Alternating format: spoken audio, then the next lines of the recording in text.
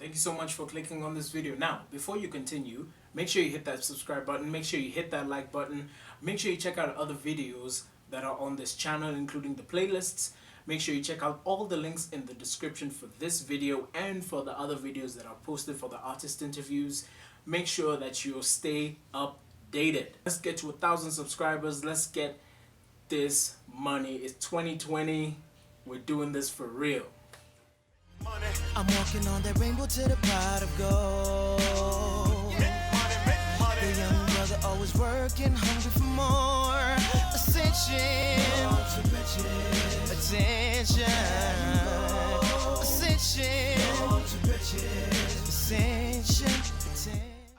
Yo, what is good? What is happening? Welcome back. This is Unplugged, episode 2 of season 2. I am here with a producer, an artist himself, a creative person all around, because creative people are the dope people. So today I have Kevin Grant. Yes, sir. How you doing, man? I'm good. But like apart from like the other things that we spoke about, you know, Besides that. slight change in lifestyle in terms of, you know, going to the gym and, you know, the spasms hitting like a bit, like a couple of days after. Apart from that, like I'm good. How are you though? I'm doing okay. I think it's been because we've spoken on another platform that I used to have, like let's say 2 years ago, Podcast? which was a podcast, Yeah. which will still come back, hopefully this year. I'm still working towards that. But other than that, it's been a while. You've been quite busy. When it comes to your own projects, when it comes to even dealing with other people's projects. Yeah. Talk to me about the process of like dealing with artists. Like, it's not on a daily, but when you do interact with them, how does that work? I mean, I think I've been lucky enough to always, or to mostly get to work with artists who we kind of fit. Yeah. Like they kind of get where I'm coming from, and I get where they're coming from, and you know, their working process fits or gels very well with my working process. And you know, like I'm lucky enough to also work with people who I can mostly let them do their thing, and they in turn let me do my thing in terms of, you know, providing guidance during recording. They let me mix the record the way I feel the record should be. I mean, of course, I'll take in their comments and Their input, suggestions, but like their input. Yeah. But I think I've been lucky to work with such artists where, you know, our recording process is quick. We understand each other. So far, so good. I haven't had to, you know, go too much out of like my normal like working process or like my normal line. I haven't had to like deviate too much. So I think I'm good in terms of that. Like I'm lucky enough to work with such people. Do you have a favorite person you like to record with? Not really. Not really. It's difficult to select because you see, every artist is different. Every artist raps sort of differently. They have different styles. Some of them actually have particular ways they want you to mix the record. Some of them are just like, I recorded, you do your thing as long as it sounds good. So it's pretty hard to select because there's like advantages, disadvantages of, you know, working with like a variety of people. So it's hard to select. Yeah. Okay, so let's take it back to like when you started. You started alongside Shukit maybe around the same time? Was it around the same time, or when did you guys meet? Nah, it's not around this. It's definitely not around the same time. We kind of had separate journeys, and then we ended up meeting because we went to college, university, Pamoja. So we kind of met. He was on his journey, I think with Raj, because he in turn went to high school with Raj, so they'd already started. I would say they started rapping way before I started rapping because I was producing first. I learned how to produce, like make beats first before I got into like writing. And what year was that? Damn, I think. Because you fall into a category where right now you'd be pushing like a decade. Absolutely, and it's actually crazy that like whenever I think about it, if it's in terms of just like dipping my fingers into music, it's way more than a decade. Because I remember when I was probably like 13, 14 years old, I did like 3 months of like piano classes, and it's so interesting because my trainer, or like my teacher, was my cousin, like first cousin. And so I would go to like his house, right, and he would teach me how to play the piano, like full course, like with manuals and everything. But at the same time, his younger brother used to have FL Studio on his computer. So you can imagine I'm in like this house, I'm done with my piano classes, I'm going to my other cousin's like house, and we're kicking it, and he's there with his buddy, and they're making beats on like a computer. So for me it was like super fascinating, because I'm like I know I love music, but then damn, like I've never actually seen how they make the music. I mean, apart from like a live band playing, I've never really seen how they make you know, hip hop beats or like R&B beats, like straight from software with no need for a keyboard, no need for actual drums. So at that point, I can't even remember what year that was. Mid 2000s, I guess, is when I was like 13, 14 years old.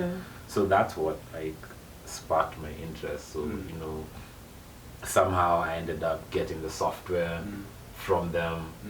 At the same time, I'm doing music and music theory in terms of like the piano classes, so I figured it would make my transition into like making a beat easier. Unfortunately, it didn't, because you know, there's a difference between looking at a keyboard in front of you and looking at a software with a million and one buttons, and you kind of have to figure out what every little thing does. So that was just me like dipping my fingers into it. You know, I got the software, tried it out, failed, you know, came back into it like years after. I remember, and this is so crazy because like I was never like the type to do crazy stuff like in high school, but like I was in a club. You know how schools have like the history club, like the Scouts club. So I was in the history club, and weirdly I don't even like, I didn't take history like as a, I was just in the club because we used to do like activities, and we ended up buying a PC.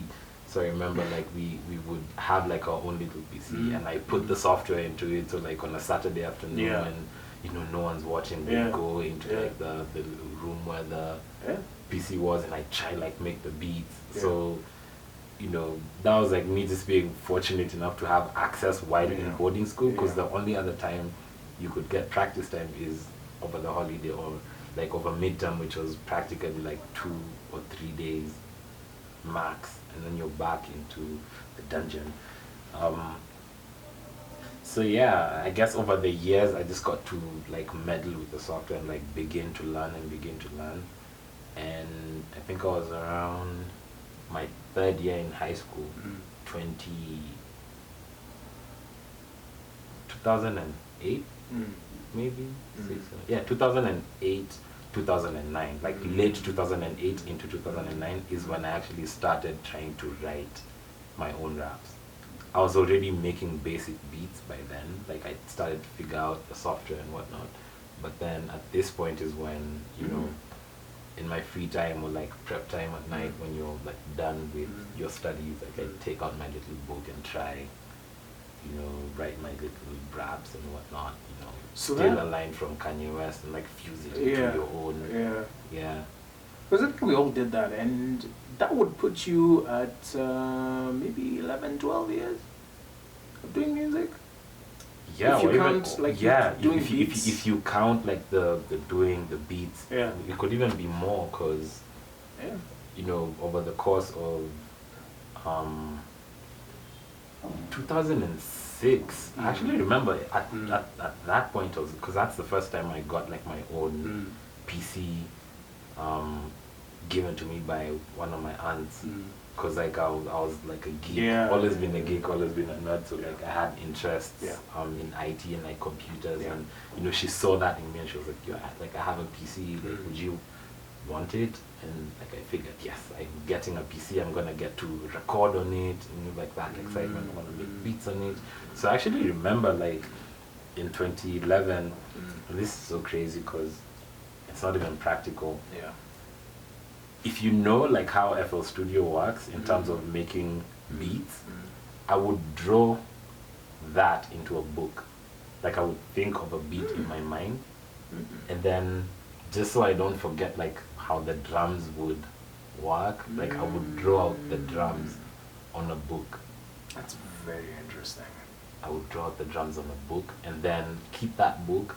So when it's like midterm or like over the holiday, You'd now like I would go now and open the book and try like structure remember that structure. exactly. Like yeah.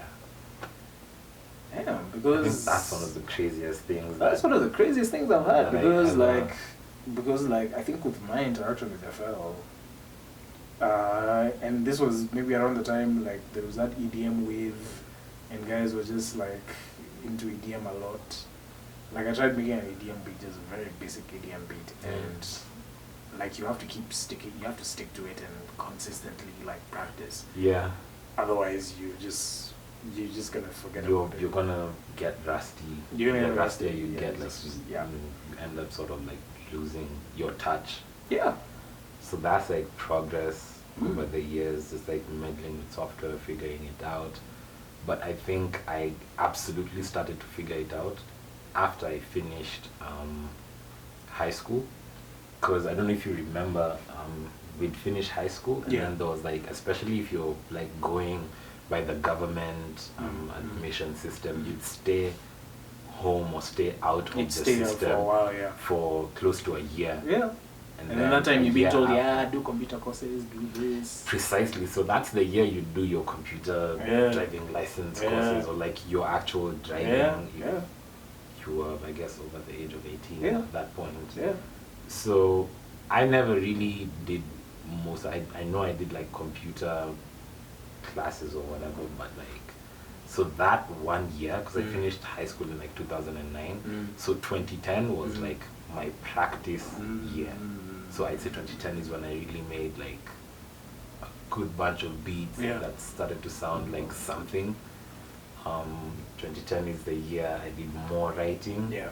2010 is the year I actually started recording my own songs. Like, you know, I'd sit, wait for like my parents to leave for work, and I'm all alone in the house, and then that's the time I can take, because you know, like you kind of have to rap into the mic, and you don't want to do that when like when there's you're noise living around with you. your parents or like something Yeah. like that. So Yeah. 2010 was like the year I really hit the ground running in terms of like now making beats. Now, you know, I have my own computer. I can spend the whole day in front of it. I'm trying to record. And these are not even like professional recordings. These are basic, bad telephone call sounding recordings, but you know, Everyone has a beginning. So yeah, absolutely. Yeah. Like the quality was Yeah. terrible, but like that was the start. So I'd say so whenever I'm asked like, when did you really start doing music?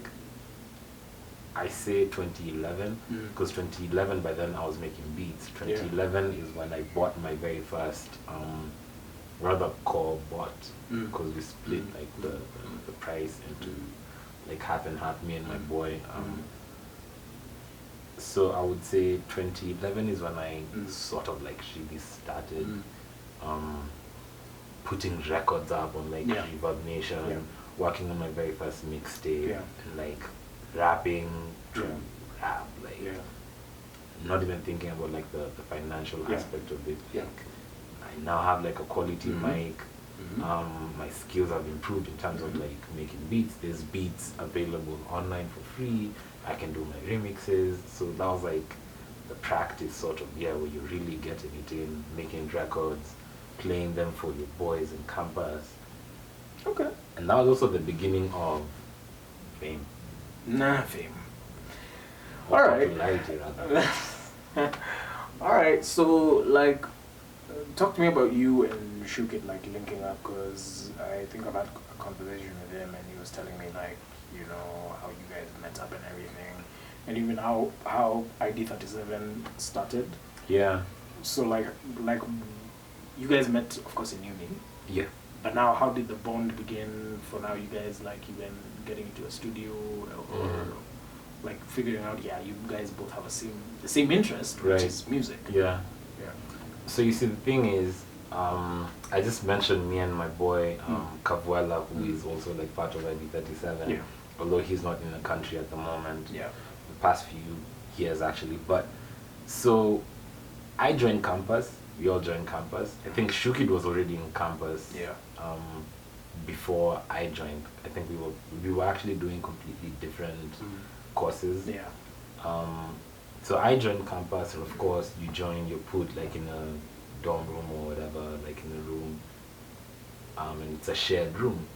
So I'm sharing a room with 3 other guys. 2 of these guys are cousins. One of them happens to be Kabuel. So as we start to like figure out like the campus situation, of course, you know, you create a bond with your roommates and whatnot. Yeah. I find out he's like a hip hop head. And I'm like, yo, I actually rap and like I make beats. And he's like, oh wow, like I actually have like the software on my laptop, like, and I also like try write music. He instantly just like click. Because I'm like, oh snap, like you're trying to rap, or you're trying to make beats, like oh yeah, I'm also trying to rap and also like make beats. And that's how we ended up, you know, investing in like our first microphone and just recording in the room. So we turned the room like into sort of like a studio. Yeah, mini studio. And I remember like the first day we bought the mic, like we bought it in town. Yeah. I think I just went home. You know, I'd go home because I lived close to school. I'd go home for the weekend. I just went home, said hi, came back. Because like tonight is the night, like we're doing that first record. So over like the months, like as the months go, I'm working on like a mixtape, because like the mixtape culture was really huge back in 2011, 2012. So I'm working like on a mixtape. You know, Kavuel is also like doing records. And I remember I used to see Shukid in school. Yeah. Just as like one of those guys with those unforgettable faces, or like how he used to dress. He'd dress like in sneakers, and like he would dress hip hop. So very hard not to notice, like, oh yeah, that's the guy who dresses like a hip hop dude. That's the guy. They're those guys. You know, he used to rock like these really huge studs like on his ears. So like, oh yeah, that's the guy in studs and like who looks like hip hop. I didn't even know he was a rapper. He just looked like one of those guys. But at the time, we happened to have a mutual friend. Yeah. Who was also trying to rap. So he knows Shukid, and then he met me through, I guess, just networks and just like meeting people in school. Yeah. We probably met after like we performed, me and Kavuela performed like for the very first time, because we'd have this talent thing happening every Thursday. So I guess that guy would go to Shukid like, yo, I know this really dope rapper, like he's called Kevin. Yeah. He stays in that block. And then he'd come to me like, yo, there's someone I want to introduce you to. He's a really dope rapper. You know, that kind of thing. And then eventually, like, just one of the days, like, I'm walking. I think I was actually leaving campus, heading home. So I'm walking and I see the guy and it's like, like, hold on. The guy I was telling you, he's right outside. Like, let me just introduce you, like, quickly. I know you want to leave. So that's literally how it happened. Like, he just pulled me to the side, like, yo, this is Shuki, this is Kevin, this is the girl I was telling you who could rap. And as it happens whenever you're introduced to like a random person, you won't immediately click. You just be like, oh yeah, like, it's gonna take a while. Like, a dude or whatever. But like from that point on, we'd see each other in school like a lot. So it's like, hey, what's up? So I guess we kind of became friends in like that way. You know, kind of like, yo, I actually have like a situation, maybe at some point you could come through to like where like the room I'm staying, I have this little mic, we could do like a thing. I guess we probably exchanged records, because he was doing records with Raj. They were in a group at the time, like a duo. So I guess we just kind of became friends in that way. As I mentioned at the time, I was working on like my debut mixtape. So I ended up like the very last song, like the tape was done, but the very last song that I added was like a promo song that I just made. Yeah. The mixtape was called The Bright Side. Like the best or like the most major consumer of hip hop, like I'm just a casual listener. Yeah. And I'm looking for a name because like I'm trying to be like in this hip hop thing, and I'm looking for a name that has meaning because I like structure. I like my verses to have meaning. I like my songs to have meaning. So I want my name to like have meaning as well. Yeah. So I'm racking my brain, finding nothing. A couple of days in, I was just like, you know, so at the point where I'm at the verge of like giving up and just not, like still writing the raps, but then just not having a name yet until something comes. Yeah. I turned to the dictionary. And what am I looking for in the dictionary? So if you remember, I don't know what your high school was like, but if you remember high school, they'd ask you to sort of bring like this big ass dictionary. Yeah, I went to Oxford or like Macmillan. Yeah, specific. Yeah. Yeah. So I'm literally flipping the dictionary, reading it like a book, you know, trying to find something like a word that has like a dope meaning. And I still can't find a word. Looking, still can't find a word. Eventually, and I don't know how I came up with it, but eventually I came up with like an acronym type of thing where it's like GNX. So it's kind of weird for the people who know me from like day one, like day one. They still call me GNX or G. And I think newer people in my life kind of find it weird that someone just says, "Hey, GNX," and then I'm like, "Hey, what's up?" And they're like, "Wait, who's GNX? Like, what is this name that we don't know?" But like I ended up getting the name GNX, which means grand and exclusive. So you asked about where grands came from. That's a bar. So I was like, you know, and funny thing, like relating to like the music that I used to make at the time, it was like flex bars, really, because at that point I'm not really trying to tell stories or like have storylines or like I'm not really making music that is reflective of my life. I'm new to rap, so all I can say is like, yo, I'm better than you. Yeah, I have dope kicks or whatever. I rap nice, you know. It's just flex bars. So at the time, grand and exclusive literally got meaning in terms of like what the raps were.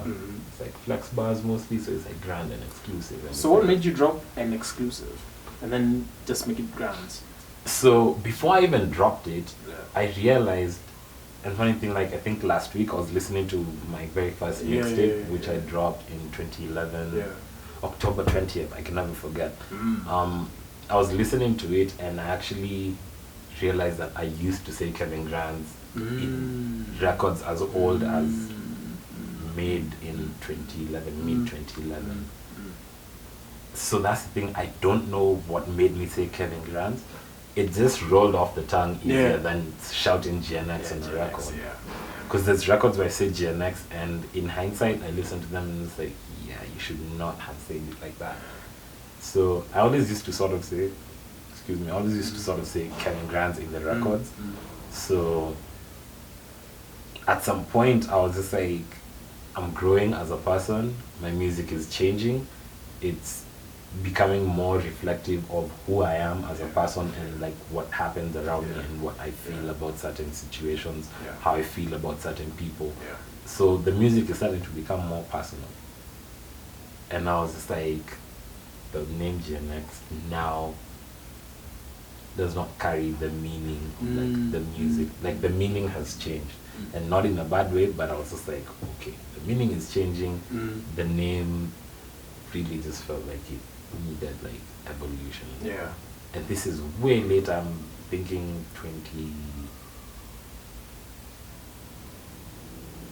2011, 12, 13, 14. This is like 2014, like towards the end of my university college life. Yeah, because I first heard of you in 2015. Right. Like I just used to hear, you know, Kevin Grant.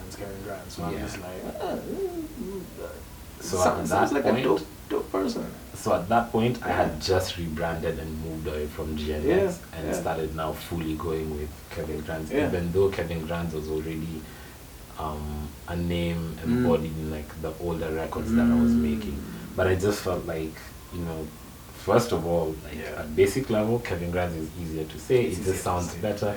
It's just way more cool than like GNX, you know. Or even saying Kevin G.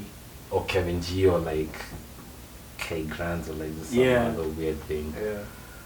But at the same time, I embraced it because I was just like, you know what, the name Kevin Grant, like, as much as we all have to flex like on bars and like on rap, which can be carried by like Grants or Grant or whatever, my music is now more personal, and like my personal, like my regular government name or like my personal name Kevin is like in my rap name. So it just sounded better, and it was more reflective of what the music was, or like more reflective of who I had become as a person. So at the end of the day, it was just like, you know what, I'm dropping GNX. I changed all my social media, whatever, pages and whatnot, and just like did a full-on rebrand.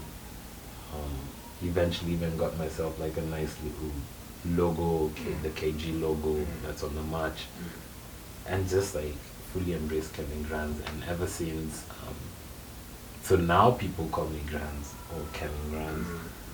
There's still people who are so used to calling me GNX.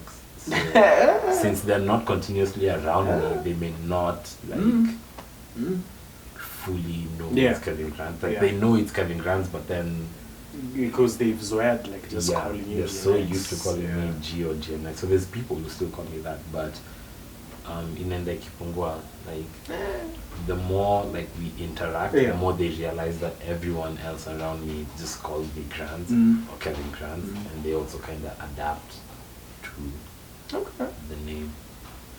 Okay, let's switch things up a bit. Let's make you think a bit.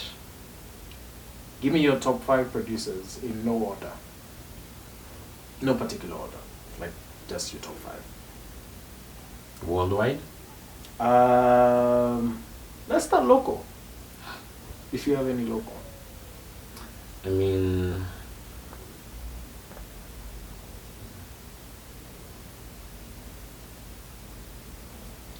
or if that's hard, let's just do local and international. let's just do a mix. A mix, local and international. I think the Babs is dope. I don't know if I should put him in the international or local. I mean, he is the Kenyan trapper. No, it's but in his no base- particular. It's in his no base, particular like, order. elsewhere. It's But no I think particular the Babs is really cool. There's a guy called Benz, and even of Benz on it music. Benz on it. He's really dope in terms of like his drum work and in terms of how he samples. He's really dope with samples and drum work. Playmaker has always been dope, and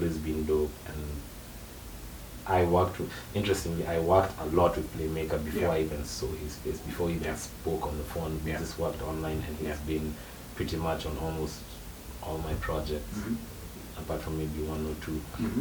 So that's the Babs, that's Benz, that's Playmaker. I don't know if I should throw myself in there. You can. So Self. Who do I give the 5th? What? Because normally when I ask top 5, I normally think either guys are gonna leave number 5 open, or I have someone in mind for that.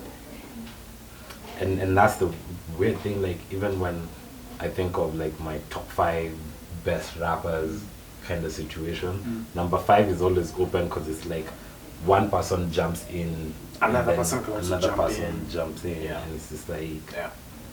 but I mean, there's guys that I can really never leave out of my list, and it's just literally because of them influencing me in my early producer days, and that's Jalil Beats and Cardiac. I think those two heavily influenced my style when I was beginning. Yeah. Literally, like those were like 2011, 2012. Those were literally my favorite producers. So they always sort of end up in my list, especially a guy like Cardiac because of his versatility. He can make a trap record, he can make a hip hop record, he can make an R&B record, and his record, like the records he produces, are always like gold, platinum records for top selling artists. So how many projects do you have to date that you've released? That I've released, the Bright Side, and also count the mixtapes. Yeah, the Bright Side, followed by Rap and Streetlights, followed by Maiden Memoirs, followed by... Which is where I started listening to you, like from That's a very good starting point because like I'd found myself like at that point. The Bright Side is a project I really don't want people today to listen to, so it's kind of hard to even find it online. It's just one of those, it was my very first project. I rapped very different. The style elements that I still carry on, you know, the singing on the hooks and that kind of thing, but like, even my voice was different back then.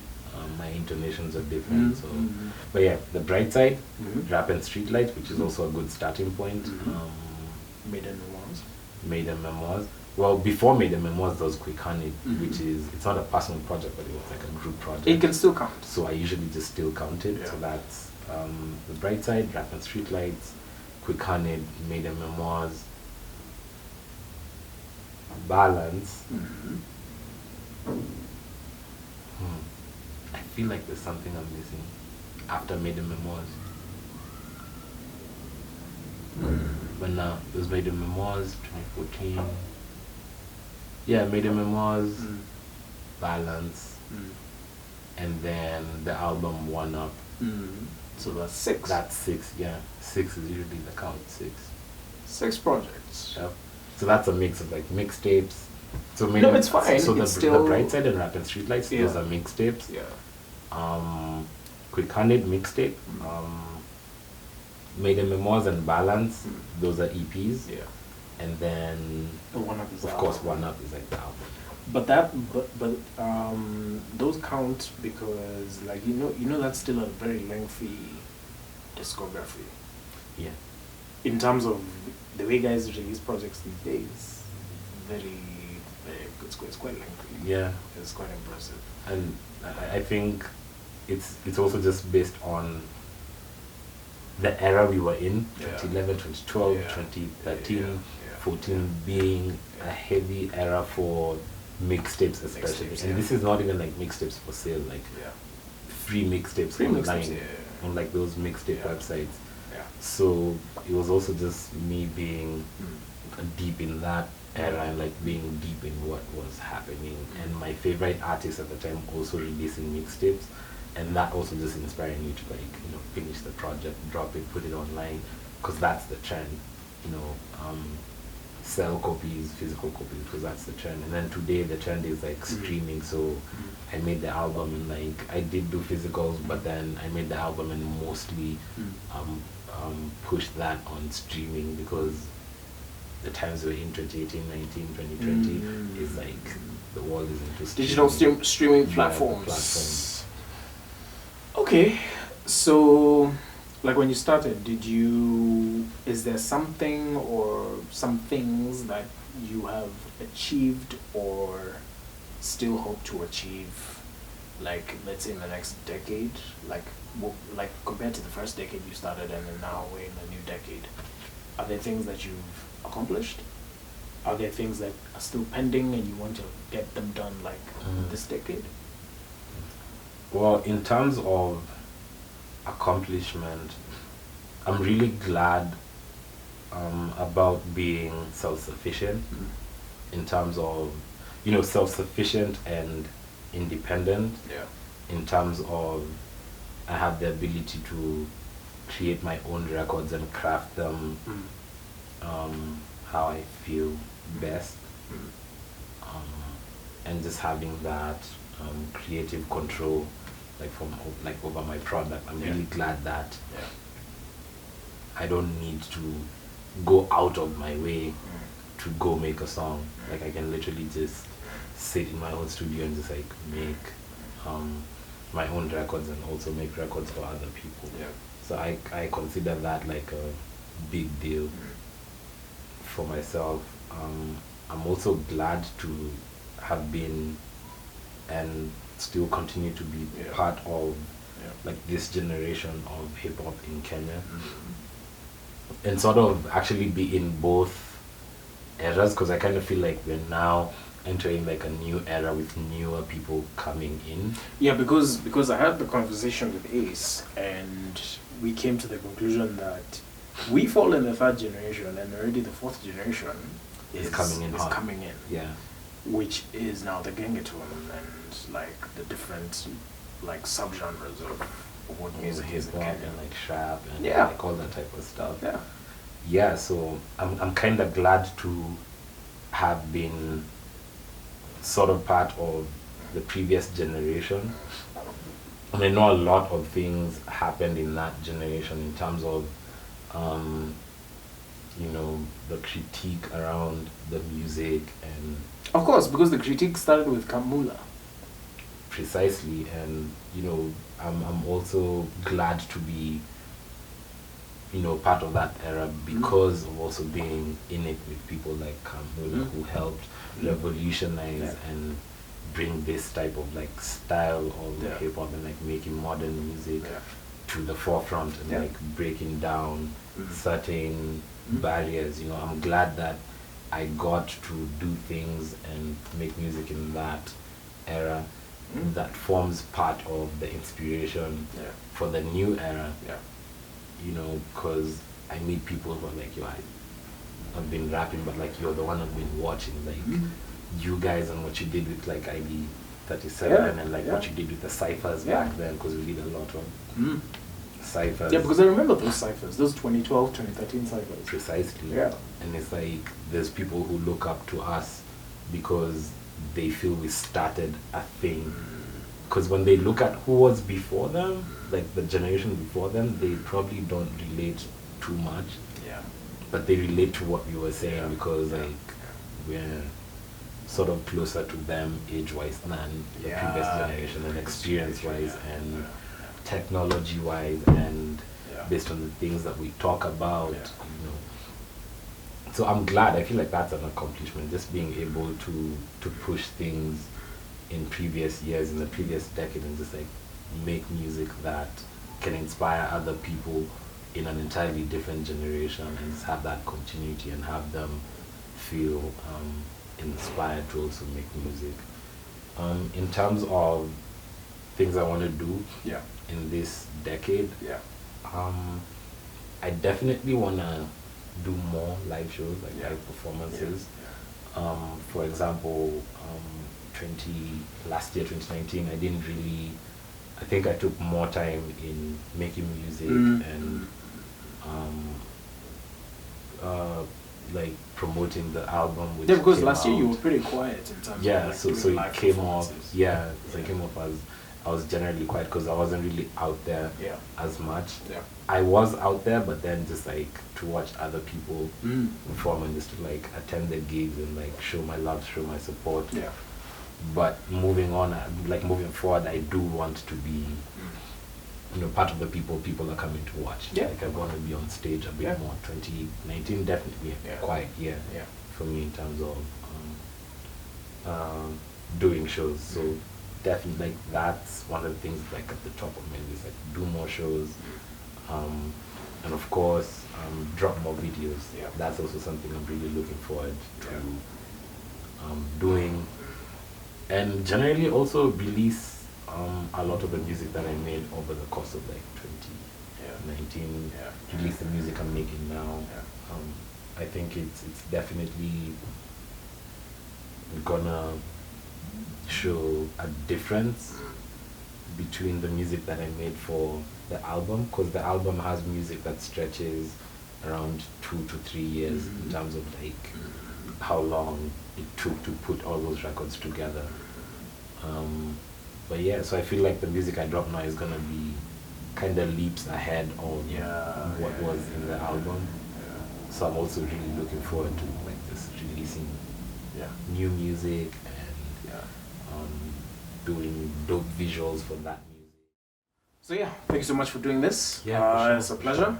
Yeah. Make sure you check out Kevin. Make sure you check him out on all digital streaming platforms: Spotify, Apple Music. Where else? YouTube, SoundCloud. YouTube, SoundCloud. Okay. Okay. Because I wasn't sure about SoundCloud. Because guys are removing stuff from SoundCloud. Like, Is it? Why? Yeah. SoundCloud is like the platform, especially for indie artists, I think. Well, yeah.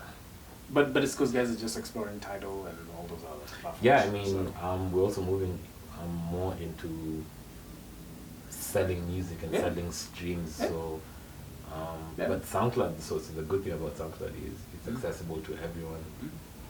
In certain regions, not everyone is on streaming platforms like paid streaming platforms. So, yeah, you can find me on SoundCloud as well, YouTube. Yeah, all the links will be down below. Make sure you go check them out. Thank you so much for watching. Until next time, peace. To the pot of gold.